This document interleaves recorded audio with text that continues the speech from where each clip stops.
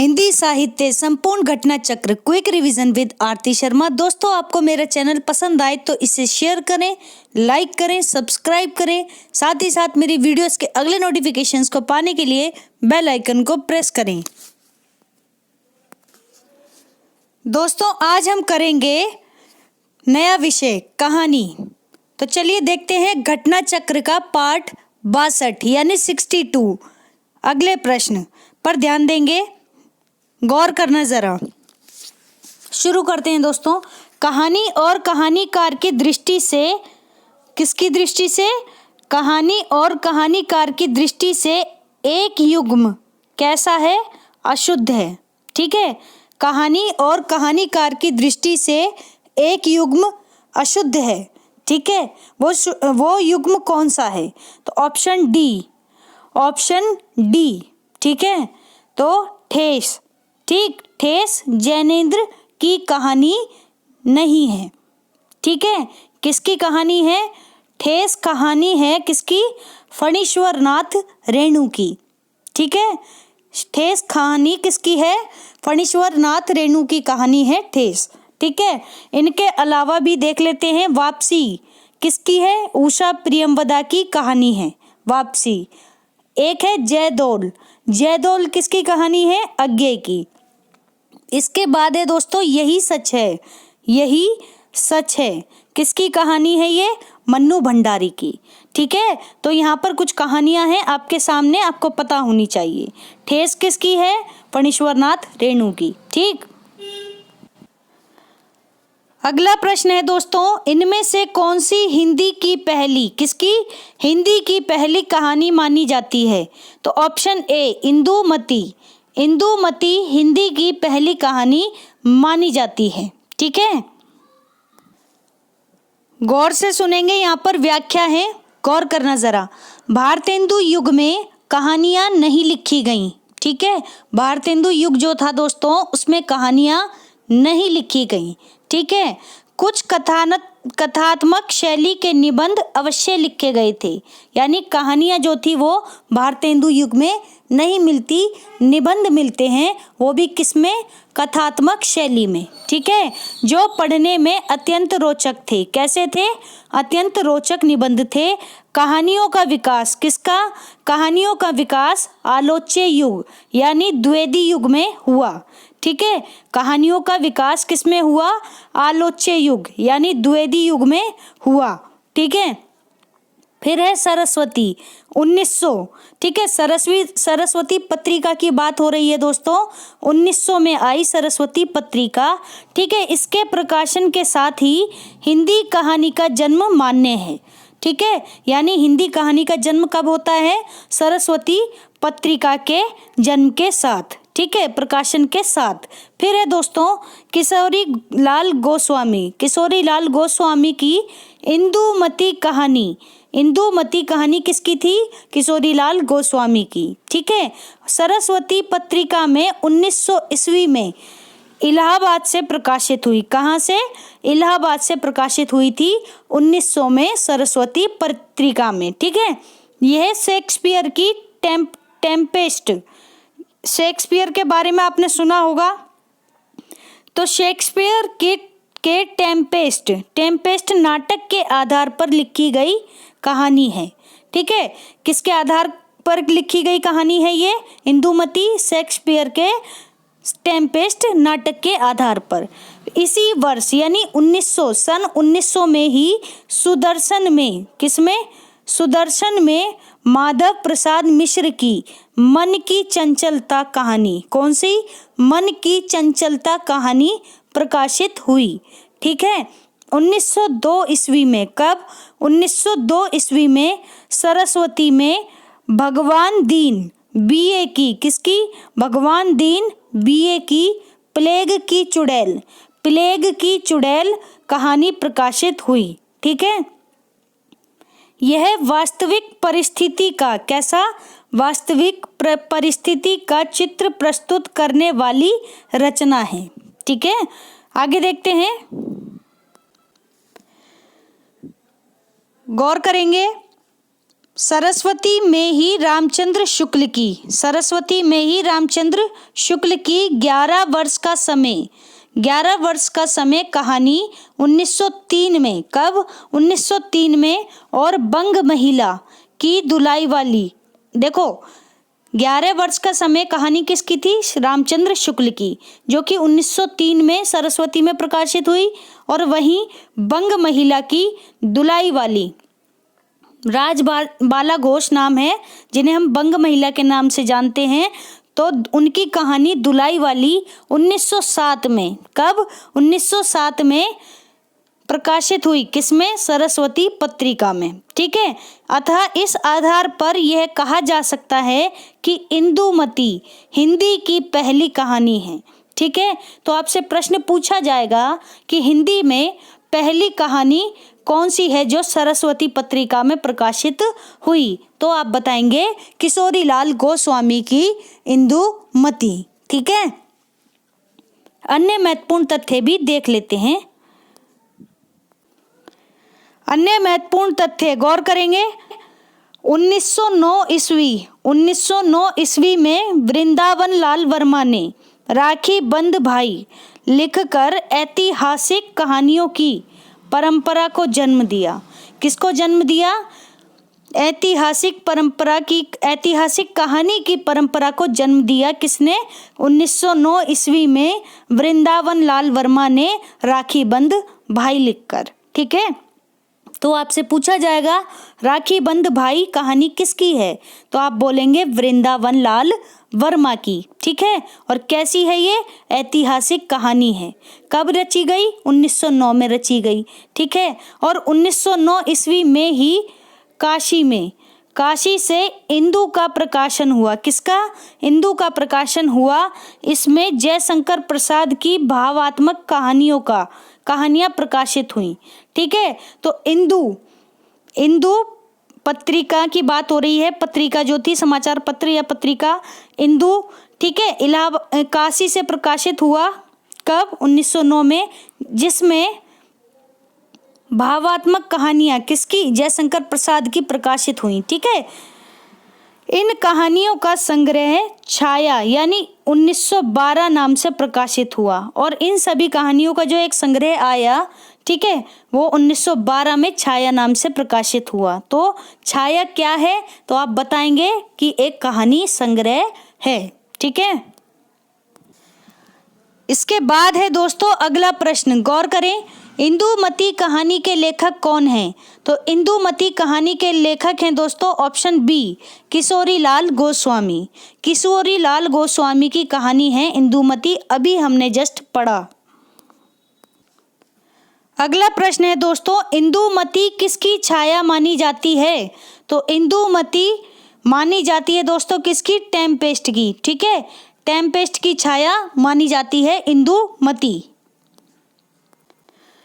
अगला क्वेश्चन है दोस्तों, किशोरीलाल गोस्वामी कृत इंदुमती नामक कहानी सर्वप्रथम कब और कहां प्रकाशित हुई, तो दोस्तों ऑप्शन ए इसका सही उत्तर है, सन 1900 में सरस्वती पत्रिका में प्रकाशित हुई थी किशोरीलाल गोस्वामी की इंदुमती कहानी। ठीक है, सन 1900 में सरस्वती पत्रिका में। ठीक है, याद रखें। अगला प्रश्न है दोस्तों, आधुनिक हिंदी कहानी का आरंभ किसका, आधुनिक हिंदी कहानी का आरंभ सरस्वती पत्रिका के सन 1900 ईस्वी में प्रकाशित अंक की किस कहानी से माना जाता है, तो दोस्तों गौर से सुनेंगे प्रश्न को। आधुनिक हिंदी कहानी का आरंभ सरस्वती पत्रिका के सन 1900 ईस्वी में प्रकाशित अंक की किस कहानी से माना जाता है, तो दोस्तों ऑप्शन ए इंदुमती। ठीक है, इंदुमती कहानी से प्रारंभ माना जाता है किसका, आधुनिक हिंदी कहानी का। ठीक है, और किसमें प्रकाशित हुई है, सन 1900 में सरस्वती पत्रिका में। ये बार बार रिपीट इसलिए कर रहे हैं क्योंकि आपके दिमाग में चीजें बैठ जाएं, प्रश्न यहीं से बनेगा। ठीक है, ध्यान रखना। अगला प्रश्न है दोस्तों, गौर करेंगे। आधुनिक खोजों के अनुसार, किसके अनुसार, आधुनिक खोजों के अनुसार पहली मौलिक कहानी कौन सी है? तो ऑप्शन डी, एक टोकरी भर मिट्टी।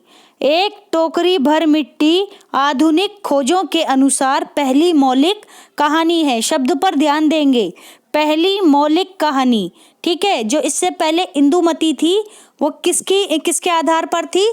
शेक्सपियर के टेम्पेस्ट नाटक के आधार पर थी, ठीक है। लेकिन यहाँ पर बात हो रही है किसकी? मौलिक कहानी की।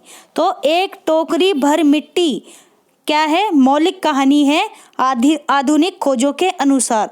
तो ये फर्क है किसमें? किशोरीलाल गोस्वामी की कहानी इंदुमती और एक टोकरी भर मिट्टी में, कि एक टोकरी भर मिट्टी कहानी में, ठीक है। तो ध्यान रखें दोस्तों, शब्दों के हेर फेर का ही सारा खेल है, ठीक है। कंफ्यूज बिल्कुल भी मत होना, चीजें एकदम क्लियर करो, ठीक है। तो आपसे यहाँ पर देखो व्याख्या देख लेते हैं। आधुनिक खोजों के अनुसार पहली मौलिक कहानी एक टोकरी भर मिट्टी, जो कि 1901 है। क्या है?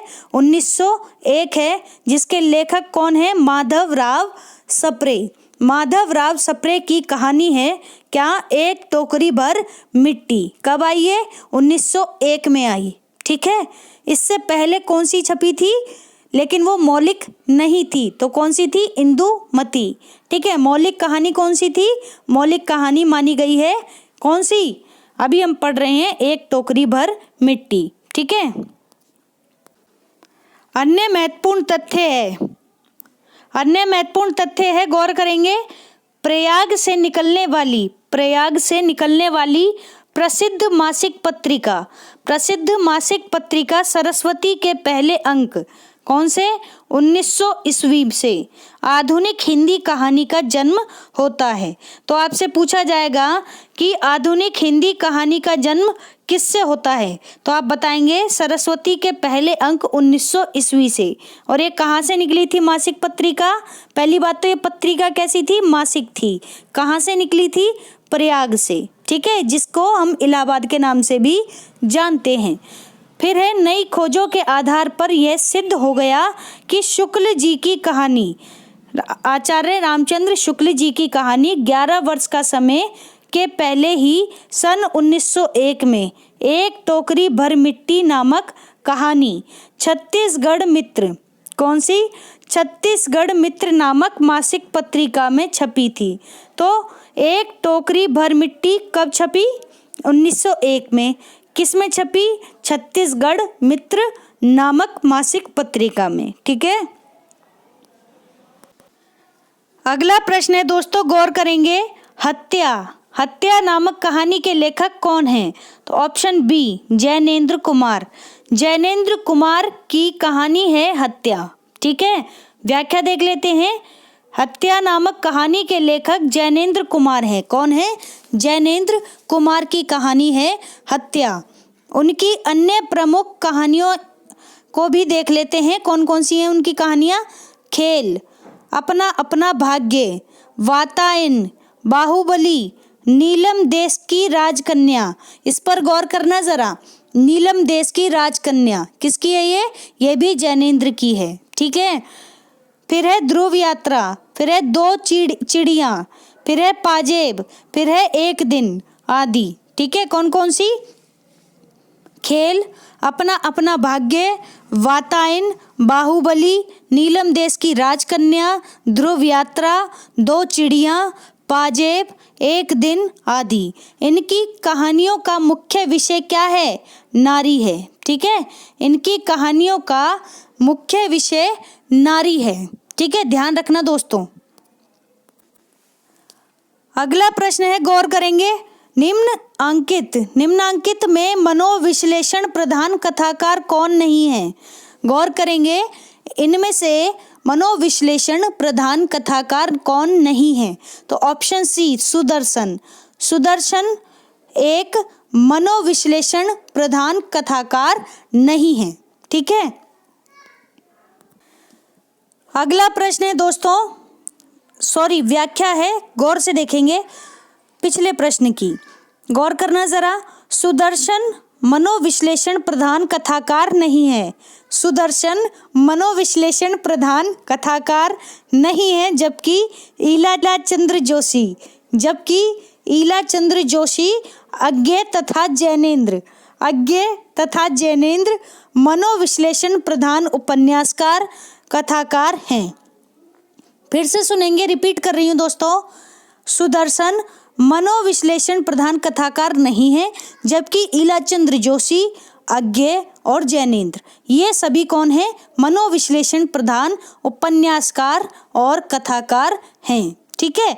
सुदर्शन का वास्तविक नाम पंडित बद्रीनाथ भट्ट था। तो आपसे प्रश्न ये भी पूछा जा सकता है कि बद्रीनाथ भट्ट किसका वास्तविक नाम है? तो आप बताएंगे सुदर्शन। ठीक है। सुदर्शन की कहानियों का मुख्य लक्ष्य समाज व राष्ट्र को स्वच्छ व सुदृढ़ बनाना था। कैसा? समाज व राष्ट्र को स्वच्छ व सुदृढ़ बनाना था। इनका दृष्टिकोण सुधारवादी था। कैसा था? सुधारवादी दृष्टिकोण था। हार की जीत सुदर्शन की पहली कहानी थी। सुदर्शन की पहली कहानी कौन सी थी? हार की जीत। ठीक है। जो 1920 ईस्वी में, कब?